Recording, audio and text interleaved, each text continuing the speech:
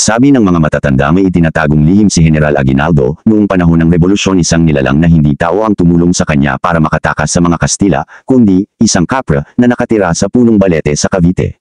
Hindi ito kathang-isip dahil may mga ulat noon ng mga sundalong Kastila na natagpuang wala ng ulo sa gilid ng ilog. Ang sabi ng mga gerilya ang kapra raw ang pumatay sa mga ito gamit ang dambuhalang kamay nito. Sa tuwing mapapalapit ang panganib kay Aguinaldo biglang nabubura ang mga kalaban at natatagpo ang durog ang mga katawan nito. Kinilabutan ng mga Espanyol at iniwan ang bayan sa takot. Isang gabi bago matapos ang digmaan nakita raw ng isang alagad ang kapre na nakaupo sa bubong ng lumang bahay ni Aguinaldo.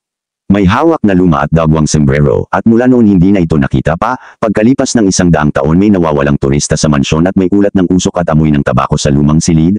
Walang paliwanag hanggang ngayon kung bakit laging may mantsa ng dugo sa kisame kahit paulit-ulit ng pinapinturahan.